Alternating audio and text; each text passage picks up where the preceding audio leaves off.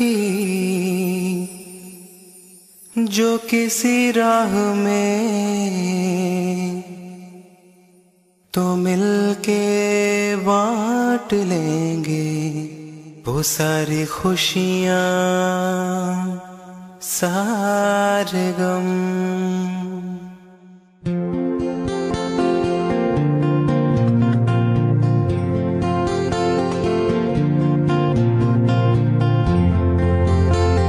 असं म्हणतात, मैत्री हे नातं जगातल्या कुठल्याही नात्यापेक्षा अतिशय वेगळं आणि वैशिष्ट्यपूर्ण असतं। कारण कुठलाही संबंध नसताना, परिचय नसताना, वेगवेगळ्या घरात लहानाची मोठी झालेली, वेगवेगळ्या आर्थिक, सामाजिक, सांस्कृतिक पार्श्वभूमी असलेली मंडळी चुंबकत्वाप्रमाणे एकमेकांकडे खेचले जातात आणि ते बनतात एकमेकांचे जीवाभावाचे मित्र। यारो यारो यारो यारो यारो यारो, बीते ना ये पल, बीते ना ये पल, मिलेंगे ना कल, मिलेंगे ना कल। वो लेक्चर्स, वो बंक, वो सारे कैंटीन में बिताए पल, ये यादें हैं हंसी, ये यादें हैं हंसी, बस यादें ही रही, बस यादें ही रही। इन यादों से फिर है अपनी क्यों आंखें नम हुई। यारो यारो यारो। मित्रांनो, अर्थात मैत्रिणींनो सुद्धा, तुम्हाला 1994 साल आठवतंय का? असं विचारणं योग्य ठरणार नाही। कारण 1994 ते 1999 ही 5 वर्ष आपल्या मनावर मैत्रीचं खोल गोंधण करून गेलेली आहेत। ही 5 अभूतपूर्व आणि अविस्मरणीय वर्ष म्हणजे आपल्या आयुष्यातील एक सोनेरी पर्व, हो की नाही? आज 20 वर्ष होतील आपण भेटलो होतो। कोणी कुठून तर कोणी कुठून, डोळ्यांमध्ये असंख्य स्वप्न घेऊन धुळ्याला आपल्या भाऊसाहेब हिरे शासकीय वैद्यकीय महाविद्यालयाला आले होते। यारो दोस्ती बड़ी ही हसीन है, ये ना हो तो क्या फिर बोलो ये जिंदगी है। 50 जणांची आपली बॅच। आज सगळे हजर नसतीलच म्हणा, कारण तेव्हा तरी सगळे कुठे हजर असायचे। आपल्यातील काही विशिष्ट मंडळी नेमकी फोटो काढण्याच्या वेळेसच नॉट रिचेबल असायची। चक्करबर्डीच्या खदानातील हिरे कॉलेजचे आपण खरे हिरे। किती गोष्टी सांगण्यासारख्या आहेत। उन्हाळ्यातील पाणी टंचाई, मग टाकीवर चढून पाणी काढणं किती गमतीशीर होतं नाही? अनेकदा जेवणाचे हाल व्हायचे, पण गिरमकर वहिनींची मेस झक्कास होती। कॉलेजच्या बसचा फेमस ड्रायव्हर बबन, जागेअभावी अनेकदा उभ्यानेच प्रवास करावा लागायचा। सिव्हिल हॉस्पिटल समोर परमानंदवाल्या सुरेश शेठच्या मिसळची लज्जत अजूनही जिभेवर रेंगाळते। हायवेवरील एकदम झक्कास धाबे, खाण्यापिण्याची एकदम मौज। बोरसे सर, मोरे सर यांचे धमाल लेक्चर्स। स्त्री प्रसूतीशास्त्रात ज्यांनी पहिली शस्त्रक्रिया शिकवली ते डॉक्टर अरुण मोरे सर, एकदम परफेक्ट टीचर। वानखेडकर सर, अर्थात डब्ल्यू सरांबरोबर केलेले संस्मरणीय events. Shingare sir, Surve sir, Pawar sir, Kulkarni sir, V W. Patil sir, A W. Patil sir, Dravid sir आणि मॅडम सोनवणे सर, हे सर्व आठवणीत राहणारे प्राध्यापक आणि आजही आपण त्यांच्या आठवणीत आहोत याचा अभिमान। मातृतुल्य देशपांडे मॅडमचं काही दिवसांपूर्वीच झालेलं निधन चटका लावून गेलं।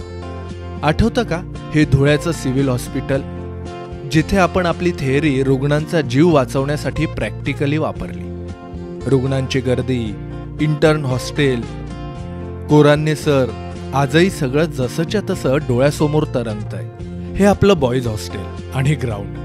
आज सांगायला हरकत नाही, पण पुस्तकापेक्षा समोरच्या गर्ल्स हॉस्टेलकडे जास्त लक्ष असायचं। नवल याचंच आहे की तरीही आम्ही डॉक्टर झालो, एक यशस्वी डॉक्टर. शहरातील हिरे भवन मधील पहिलं जबरदस्त गॅदरिंग, नंतरचं गॅदरिंग चक्करबर्डीला लेडीज हॉस्टेल जवळ पार पडलं.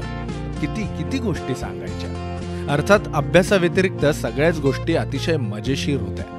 मग ते अॅन्युअल फंक्शन मधला डान्स असो की कुणाचं गाणं किंवा नाटक, अगदी वेडेपिसे होऊन आपण परफॉर्मन्स द्यायचो. मुलांपेक्षा मुलींची जबरदस्त अशी गूढ गुपितं असायची. एकमेकींच्या कानात काहीतरी कुजबजून सगळ्या असायच्या, तेव्हा उगीच आपण मुलं चेहरा आरशात न्याहाळायचो. मुली कधी भांडतील आणि कधी एकत्र येतील हे सांगता यायचं नाही. त्यांच्या वेगळ्याच काहीतरी गमतीदार खास गोष्टी असायच्या. फोटोत सुद्धा बघा ना कशा त्या धोरणी दिसतायत. आपण मुलं म्हणजे उन्हाळ पाखरं होतो, एक कुठे तर एक कुठे बसलाय.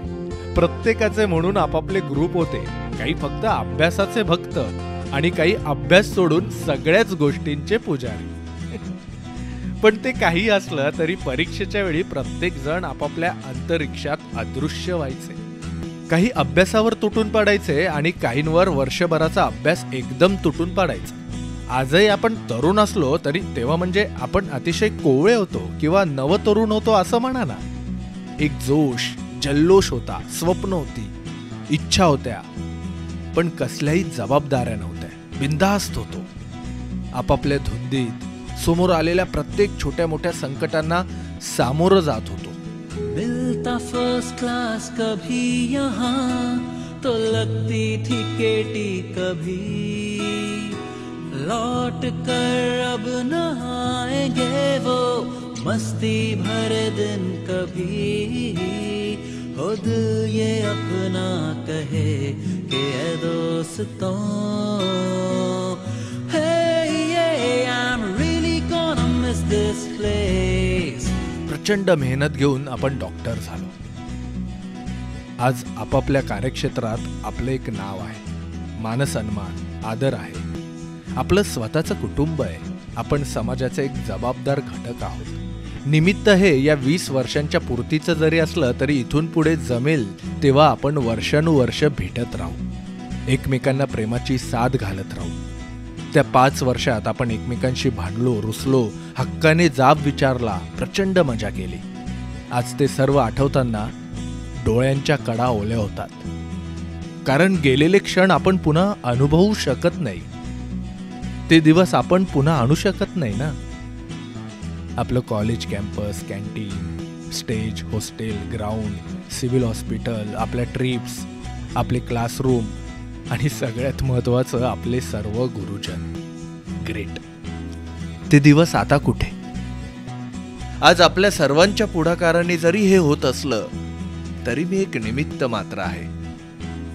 तुमचं प्रेम आणि तुमच्या लाख मोलाच्या आठवणी मला माझ्या हेक्टिक शेड्यूलमध्ये सुद्धा पावसाची रिमझिम बरसात वाटतात आणि मनाने जातो पुन्हा त्या आपल्या हॅपी डेजमध्ये.